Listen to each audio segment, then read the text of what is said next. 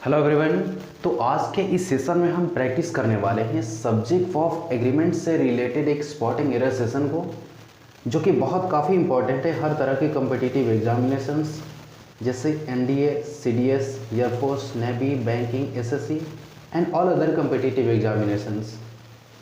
इस सेशन में ना एक्चुअली हम कॉमन एरर के थीम को, स्पॉटिंग एरर के थीम को प्रैक्टिस करने वाले हैं, जो कि बाकी अदर एग्ज़ाम्स के लिए बहुत काफ़ी इंपॉर्टेंट है।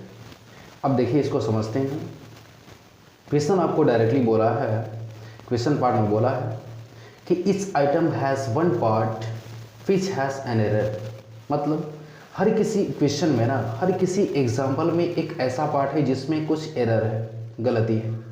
फाइंड आउट द पार्ट, उस पार्ट को ढूंढना है जिसके पास एरर है और वही आपका आंसर होगा। मतलब ये समझते हैं। देखिए, सबसे पहला क्वेश्चन है, इसको हम स्टार्ट करते हैं, ऑटोमेटिकली समझ में आ जाएगा। देखिए, he ordered as if he was my master. मतलब सेंटेंसेस जो यहाँ ही से शुरू हुआ है या मास्टर तक, सेंटेंस एक ही होता है। इस सेंटेंस को 3 पार्ट में बांटा गया है, ए, बी एंड सी। इन तीनों पार्ट में से किसी एक पार्ट में कुछ गलती है और जो आपका गलती है वही पार्ट आपका आंसर होता है। अब समझते हैं इसको।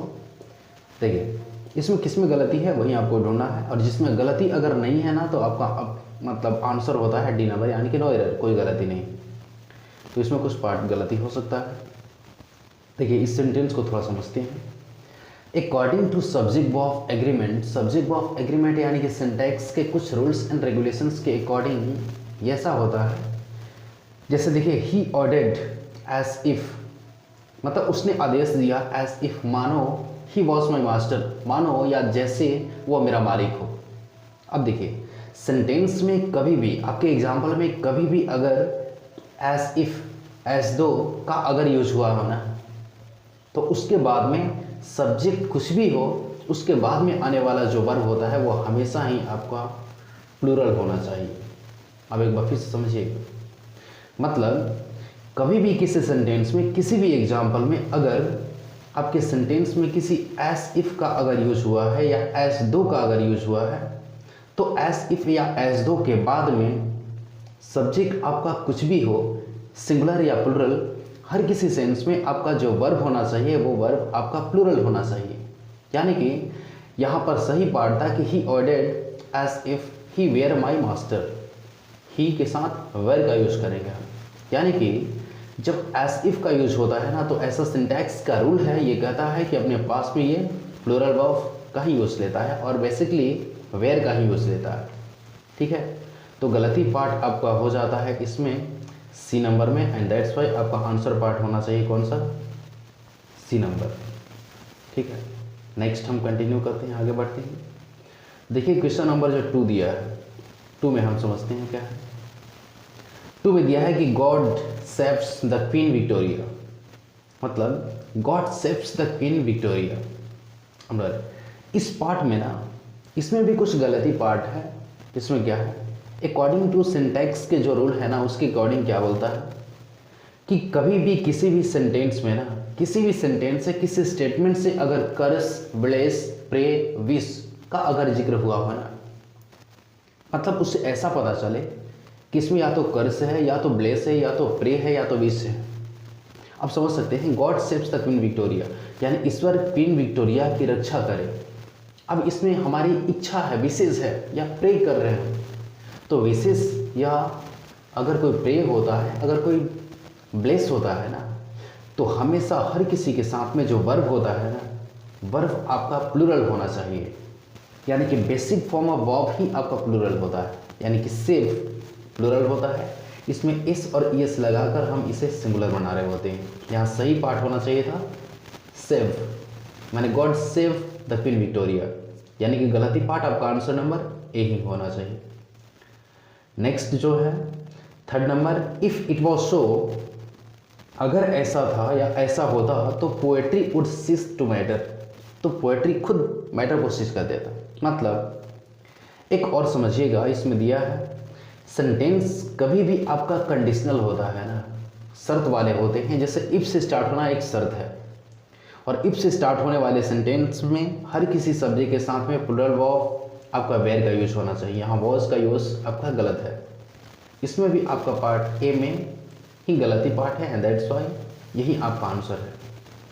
नेक्स्ट जो 4 नंबर क्वेश्चन देख सकते हैं, 4 नंबर क्वेश्चन दिया है कि the merit of those books are known to everyone, यानी कि the merit of this books माने इस किताबों का, इन किताबों का जो मेरिट है ना, आर नोन टू एवरीवन, हर कोई जानता है। इस किताब की जो मेरिट है, गुण है, क्वालिटी है, ट्रेड्स है, ये हर कोई जानता है, हर किसी को पता है। इसमें समझिए क्या है, रूल के अकॉर्डिंग क्या कहता है कि the merit of this books, in books की मेरिट जो है ये हर किसी को पता है। ये बुक्स के बारे में नहीं कुछ बोल रहा है, ये जो मेंशन कर रहा है, जो जिक्र कर रहा है ना, वो इस मेरिट के बारे में कर रहा है। इस बुक्स की मेरिट जो है ना वो हर किसी को पता है, और इस मेरिट के अकॉर्डिंग जो आपका वर्ब लगेगा वो आपका सिंगुलर होना चाहिए, जो कि यहाँ प्लूरल जो गलत है, यानी कि ऑप्शन नंबर सी ही आपका आंसर होना चाहिए, गलती पार्ट है। कभी कभी हम ये समझने लगते हैं दिस बुक्स ये प्लूरल है, इसके अकॉर्डिंग हम आर का यूज़ करेंगे, जो कि गलत है। दिस बुक्स के अकॉर्डिंग नहीं होना चाहिए, the merit of this books, यानी कि इन बुक्स की मेरिट के अकॉर्डिंग हमें सिंगुलर प्लूरल यूज़ करना है। The merit of this books is not to everyone, ये सही पार्ट है। नेक्स्ट नंबर क्वेश्चन जो 5 है, the condition of the people living in rural area are very bad. NP मतलब यहाँ पर जो नो एरर का सेंस है, देखिए 5 नंबर क्वेश्चन में क्या बोला है, the condition of people living in rural area, यानी कि जो ग्रामीण क्षेत्र में रहने वाले लोग हैं ना, उन लोगों का जो कंडीशन है ना, उन लोगों की जो परिस्थितियां हैं वो बहुत काफ़ी बुरी है। अब इसमें समझिएगा तो क्या है, जब भी आपके सेंटेंस में एन पी एन, जैसे ये है एन प्लस पी प्लस फिर से N plus P plus N, मतलब पहले नाउन का यूज हुआ हो तब जाके प्रीपोजिशन, तब नाउन, प्रीपोजिशन, नाउन, अगर इस पैटर्न पे होता है ना तो सबसे पहले आए हुए नाउन के अकॉर्डिंग आपका वर्ब सिंगुलर या प्लूरल होता है। जैसे द कंडीशन एक नाउन है, प्रीपोजिशन ऑफ है, फिर नाउन, फिर प्रीपोजिशन, फिर नाउन। अब इस पैटर्न पे अगर होता है ना तो वर्ब आपके सबसे पहले नाउन के अकॉर्डिंग हम रखते हैं, यानी कि condition of people living in rural area, ग्रामीण क्षेत्र में रहने वाले लोगों का कंडीशन जो है वो पूरा है। कंडीशन एक्चुअली वो अपने साथ में सिंगुलर वर्ब को लेता है, यानी कि डी पार्ट में आपका गलती पार्ट है, यानी कि आर ना होकर आपको इस रखना चाहिए था, एंड दैट्स वाई ये गलती पार्ट है। नेक्स्ट देखेंगे 6 नंबर क्वेश्चन। 6 नंबर क्वेश्चन को देखते हैं कि the smell of this rose flowers are very sweet, यानी कि the smell of this rose flowers, यानी कि रोज फ्लावर्स का जो स्मेल है ना बहुत काफ़ी स्वीट है, बहुत काफ़ी मधुर है, मीठा है। इसमें भी सेम चीज़ देखेंगे आप कि स्मेल ऑफ दिस फ्लावर्स, मतलब इस रोज फ्लावर्स का जो स्मेल है ना, इस स्मेल जो है ये बहुत काफ़ी स्वीट है। स्मेल के अकॉर्डिंग सिंगुलर वर्ब आपका इसका यूज होना चाहिए था, जो कि आर यहाँ पर गलत है, जो आर है ना ये आपका गलत है, यहाँ इज होना चाहिए था। आंसर पार्ट आपका सी में ही है, समझ पा रहे हैं। नेक्स्ट अगला जो दिया है बड़ा इंपॉर्टेंट, देखिए समझिए। 7th नंबर है कि the condolence messages received on the death of mister Gandhi speaks highly of her greatness. अब इसको समझिए थोड़ा सा। कंडोलेंसेस मैसेजेस मतलब कंडोलेंसेस होता है सांत्वना रखना, मतलब किसी पे सिंपैथी के सेंस में होता है। Received on death of mister Gandhi, mister Gandhi के मरने के बाद में जो कंडोलेंसेस जो रिसीव हुए हैं ना, स्पीक्स हाईली, ये बातचीत करते हैं, speaks highly of her greatness, उनके महानता के बारे में बहुत काफ़ी ये बखान करता है, बहुत कुछ बताता है। इसमें देखिए किसमें गलती, अब समझ सकते हैं यहाँ पर गलती क्या है। यहाँ पर देखिए जो कंडोलेंस मैसेजेस जो है ना, ये उनकी ग्रेटनेस के बारे में बहुत काफ़ी बातें बोलती है। अब मैसेजेस प्लूरल के सेंस में है, एंड दैट्स वाई यहाँ पर स्पीक्स नहीं होकर आपको प्लूरल का सेंस स्पीक होना चाहिए, यानी कि बेसिक फॉर्म ऑफ वर्ब ही आपका प्लूरल होता है, स्पीक होना चाहिए था। ऑप्शन नंबर सी में गलती है। नेक्स्ट जो है 8 नंबर दिया है कि economic cooperation between the two countries have increased substantially.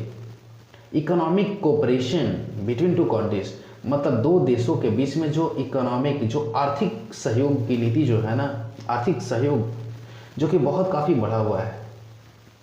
अब देखिए इसमें जो वर्ब आपका हैव का यूज हुआ है ये गलती है, क्योंकि इकोनॉमिक ऑपरेशन कोऑपरेशन जो है ना ये इसकी अकॉर्डिंग एक जो आर्थिक सहयोग की नीति है, जो आर्थिक सहयोग वाली भावना है, ये एक अब्स्ट्रैक्ट क्वालिटी है एंड दैट्स वाई इसके साथ वर्ब आपका सिंगुलर ही होना चाहिए था।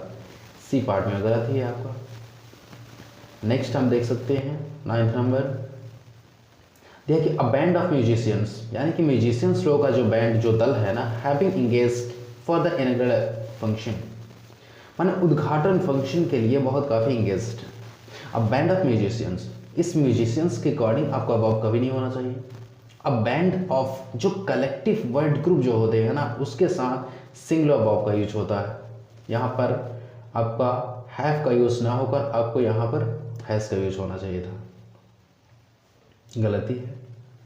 जो 10th नंबर है 10th नंबर दिया है कि the number of persons interested in psychology are generally small, यानी कि लोगों का जो संख्या है ना, लोगों का जो नंबर है यानी कि संख्या है ना, जो साइकोलॉजी पढ़ने में इंटरेस्टेड हैं उनका बहुत काफ़ी कम संख्या है। अब देखिए द नंबर ऑफ के बाद में आने वाले नाउन भले प्लूरल होते हैं लेकिन वर्ब जो होता है सिंगुलर होता है। द नंबर ऑफ के बाद में हमेशा ही आपका सिंगुलर वर्ब ईज होना चाहिए था, जो कि आर यहाँ पर गलती है, गलती पार्ट यानी कि सी में है।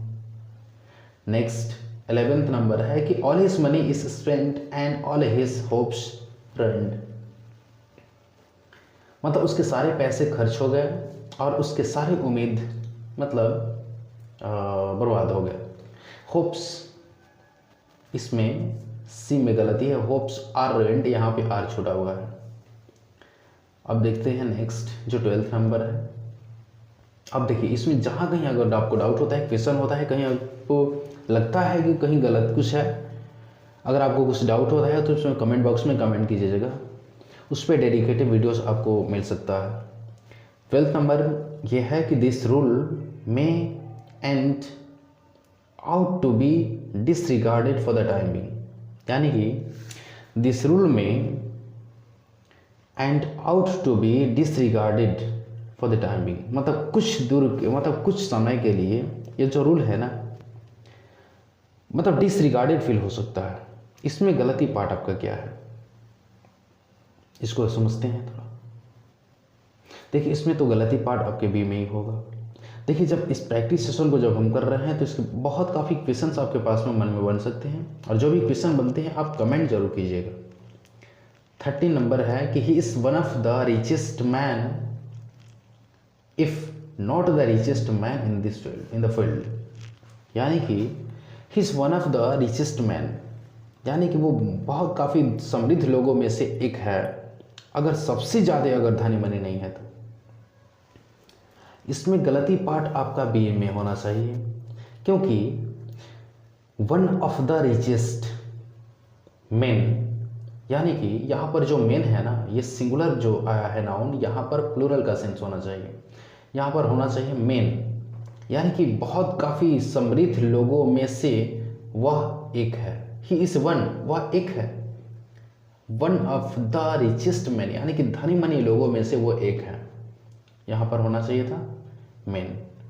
नेक्स्ट जो 14th नंबर है 14th number we can almost दिया है, we can almost get everything in this market, प्रायः हम इस मार्केट में सब कुछ पा सकते हैं, सब कुछ ले सकते हैं। इसमें थोड़ा सा देखा जाए अफकोर्स इसमें गलती आपका कुछ नहीं है, ऑप्शन नंबर डी आपका होना चाहिए। नेक्स्ट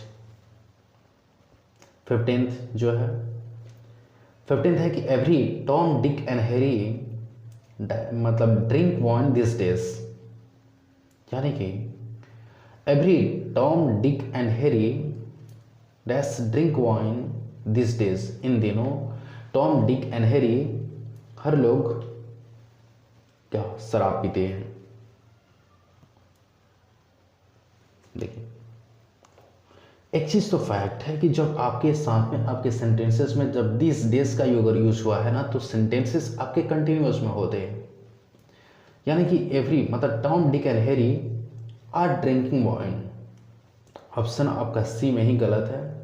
दिस डेज का यूज कभी भी अगर हुआ है ना, तो वहां पर सेंटेंस आपके कंटिन्यूअस में जाते हैं।